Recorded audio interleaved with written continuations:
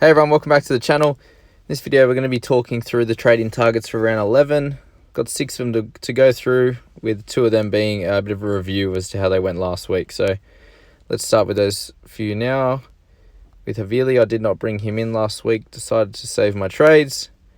He did score 45 in 48 minutes, actually played less minutes than the week before. So with how good Starling went in that position, I'd say the 48 to 55 minutes will be his range. And his scoring at 45, as I said last week, will be where he should be at. So a price uptick of 27k.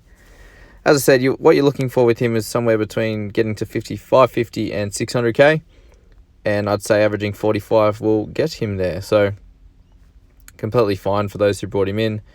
For those who held off for a week, missing 27k. Trying to bring him in at 423 is probably not worth it now. As I said, now it's getting closer to about 150k in price rises. 200k is probably the level that you wanted it to be at. Starling is a little more of an interesting option, with him being 260k. Scored 48 last week. If we look at it, he got a try assist. So he actually played more minutes coming on earlier and then staying on the whole game, with Havili coming back on. So the 48 minutes is a tick. Yeah, the try assist, line break assists, 31 tackles with only 1 miss, 2 tackle breaks, 61 metres. So, if I'm honest, I'd say that's his perfect game.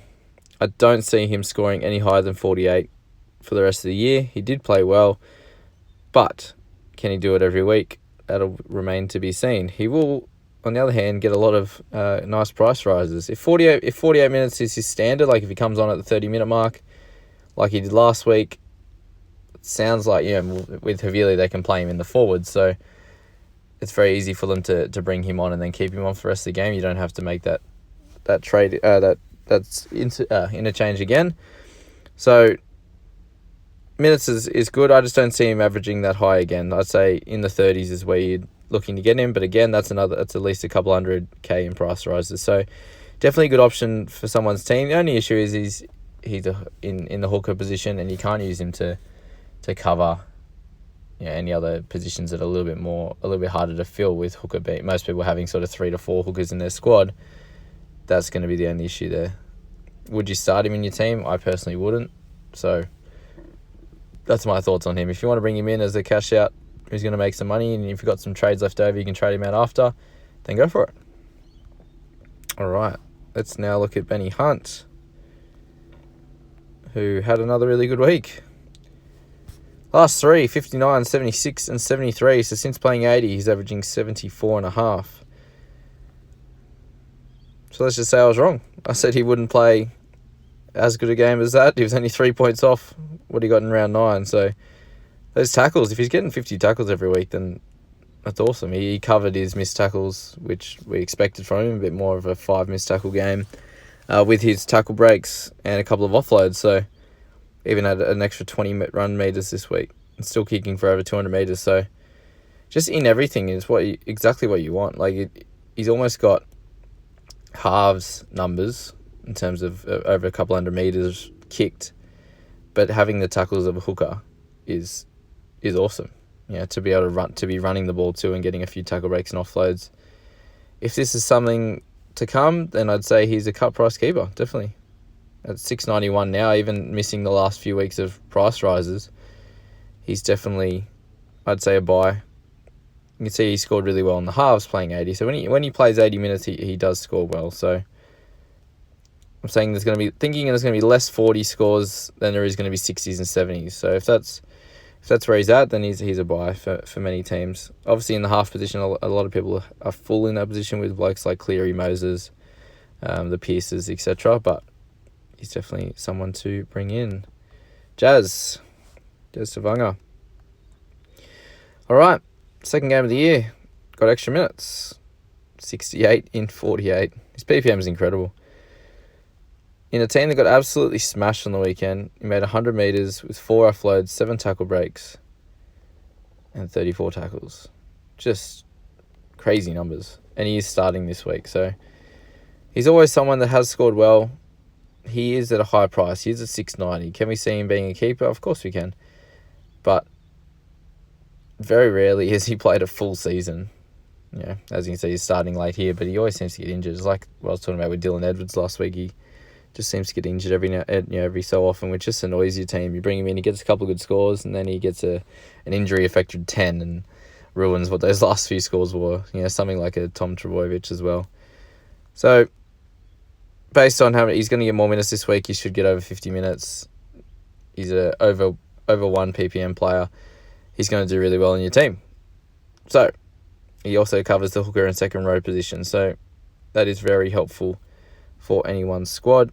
If you like him as a player, you can bring him in. My only issue with him as well is the fact that he plays for the Warriors and they're changing their team every 2 seconds.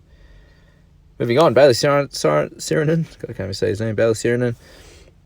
When he's on the field, he's close to a point per minute. Last 2 weeks, we won't include that try game, 32 and 37, 26 and 30. He's now got the starting second row spot. I'd say he at least has to play over 50 minutes. I think that's a fair, 50 to 60. If not, he could play 80, which is really cool. So with that, you're looking at scores between 40 and 50, which would be a win for someone who's at 296k. That's a minimum of 200k price rises. And I'd say his position is fairly safe. Ethan Lowe's out for the season. So I got in the other video, Liam Knight's coming back in a few weeks, but he's playing middle forward now rather than the 13 role. Rather than on the edge. Cam Murray should be staying in the 13 role, is what I meant. And you should see Bailey Sironen getting some good points. So, I'd say you could start him on the bench, as an actual playing player for your squad. Scoring player, I should say. And doing well and making some money. If you've got enough trades, you'll be able to trade him out, cash him out for a cash out option or to upgrade him from there. So, really good for the team list here, especially for me. I think I'm going to be bringing him in because I've got a bunch of players out this week. Probably going to have to trade Crichton out because I've got Appy also out, Latrell, Tessie New, so I've got a bunch of players out, so something to think about there. And then our last one is the young fella from the Cowboys, Dejan. So, played his first game, scored a try, got 51 points. Let's just have a little deeper dive into it. So, 18 tackles for 2 misses, really good for a half. Got his 3 tackle breaks from the try, around 56 metres and kicked for 231. So, even playing with Clifford, he did get 231 metres, which is good. Taking out the try, he's sitting around 30 points. So, is that worth bringing in? I'm not sure. You look at who they play in the next few games, Seagulls, Raiders, and then obviously Titans, but can't see the Cowboys going too well against these next 2 opponents. I can't see him scoring every week, so if 30 points is enough for you, he's obviously gained 35 and he'll gain some good price rises over the next few weeks because he got 51, but if that's enough for you, then go for it. Obviously, he does cover that centre position, even though he's playing in the 6 jersey, so for those that have the Latrell, Tessie New, etc., and you want to use him as a cash out and then just as a player this week, to then get Latrell back next week, then I can see that as a decent option. But Michael Morgan's meant to be back in sort of the next month. So can he get 200k in price rise over the next month?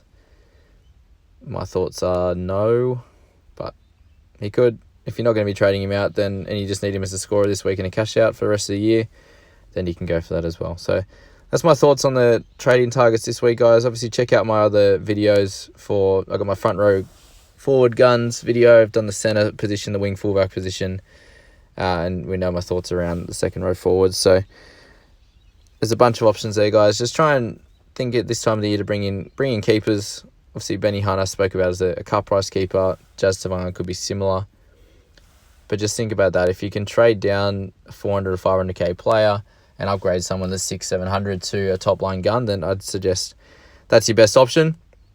If you can't do that and you're trying to build up to one, have a think about how many more cash cows you need. Maybe it's 2 more cash cows that need to build you $200 to $300 more $1,000 to be able to bring in a couple of these guns later down the track. Just think about that when you're making your trades this week, guys. And good luck with round 11.